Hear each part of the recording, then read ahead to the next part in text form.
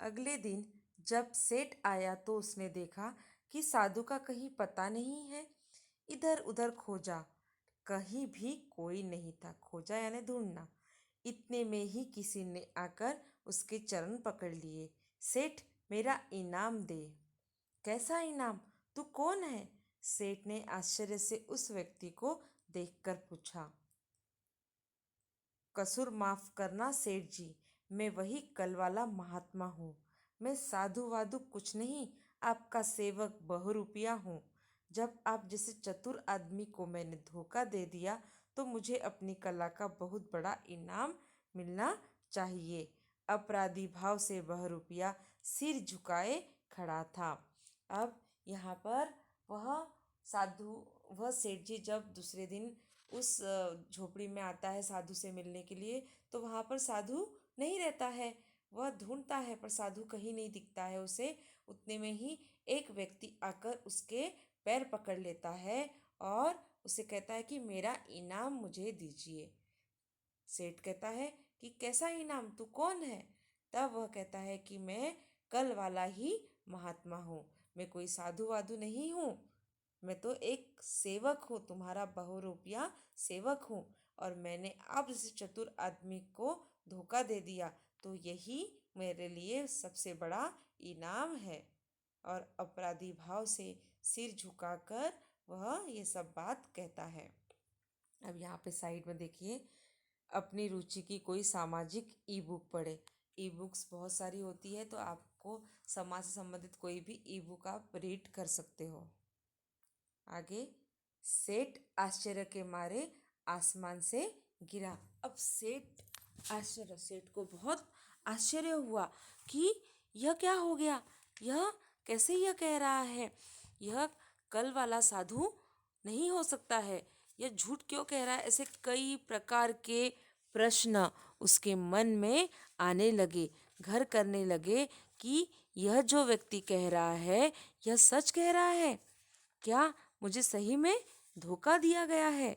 वह ऐसा विचार करता है और ऐसा लगता है मानो उसे आसमान से गिरना यानी बहुत अधिक आश्चर्य होना, मुहावरा है यह। फिर संभल कर बोला, इनाम तो मैं तुझे दूंगा।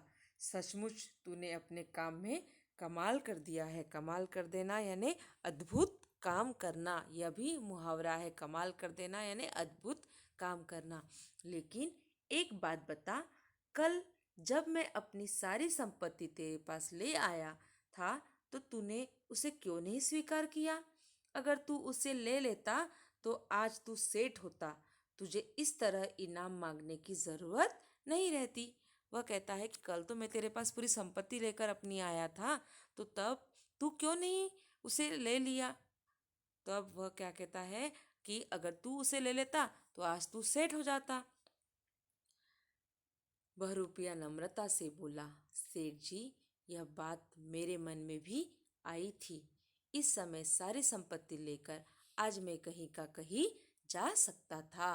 कि सेठ जी, यह बात तो मेरे भी मन में आई थी, मैं वह संपत्ति लेकर कहीं का कहीं भी चला जा सकता था। फिर मेरे मन ने कहा कि यह गलत है। मैं संसार त्यागी महात्मा का रूप धारण किए हुए हूँ। अगर ऐसा काम करूँगा तो रूप में खोट आ जाएगी। खोट यानी दोष। रूप को सच्चा रखने के लिए यही उचित है कि मैं संपत्ति का त्याग दूँ। सो सच्चे महात्मा की तरह मैंने उसे त्याग दिया, तो लगा कि अब मेरा काम पूरा हो गया। अब आप जो इनाम मुझे देंगे खुशी से ले लूँगा। और मेरी सेठानी की बीमारी? सेठ ने पूछा। अब वह कहता है, कितनी अच्छी बात कही है देखो, कि मैं उस साधु के रूप में था और वह साधु का रूप क्या था? संसार त्यागी महात्मा का रूप था। तो जब मैंने संसार त्यागी महात्मा का रूप धारण कर लिया है तो मैं उस वेश में वह ले नहीं सकता था। वह तो फिर मेरे रूप में दोष हो जाता था ना। तो इसलिए मैंने उस संपत्ति का त्याग दिया। और अब मुझे वह बात की खुशी है कि मैंने वहाँ पर लालच नहीं किया। अब आप मुझे जो इनाम देंगे वह इनाम मैं स्वीकार करूँगा। फिर सेठ के मन में तो प्रश्न आया कि सेठानी की बीमारी कैसे अच्छी हो गई? उसमें भी मेरा कुछ नहीं है, वह तो आपका और सेठानी का विश्वास और सहयोग था। वह कहता है कि इसमें मेरा कुछ नहीं है, वह तो विश्वास, कहते हैं ना कि जिस चीज़ पर आप विश्वास रखो वह चीज़ आसानी से हमें प्राप्त हो जाती है, क्योंकि हम उस पर विश्वास रखते हैं कि हाँ, इसलिए कहते हैं ना कि हमेशा सकारात्मक सोचो। सकारात्मकता यह हमें हमारे विश्वास को बढ़ाती है, आत्मविश्वास को बढ़ाती है। इसलिए हमेशा सकारात्मक दृष्टिकोण रखना चाहिए। और यही विश्वास ने उस सेठ की सेठानी की मदद करके सेठानी की बीमारी को दूर किया, क्योंकि उन्हें उस साधु पर विश्वास हो गया था। और एक संयोग भी है कि वह विश्वास उनका काम कर गया।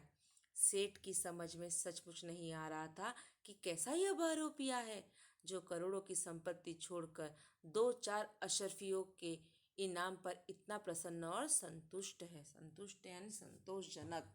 उसे अब सेठ को समझ में नहीं आ रहा था कि ये कैसा बहरूपिया है कि जिसे दो चार अशरफियाँ चाहिए है और उस दो चार अशरफियों में इसे आनंद प्राप्त हो रहा है और यह संतुष्ट हो रहा है। लेखनीय, किसी सामाजिक परंपरा के बारे में घर के बुजुर्गों से जानकारी प्राप्त कीजिए। वह परंपरा उचित है या अनुचित, इस पर अपना मत शब्दांकित कीजिए।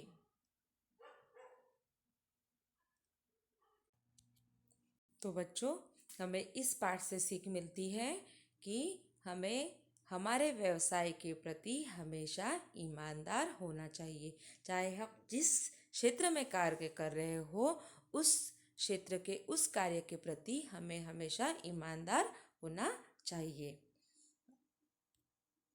शब्द संसार लिख लीजिएगा, इसमें के शब्दार्थ लिख लीजिएगा और फिर हम स्वाध्याय देखेंगे।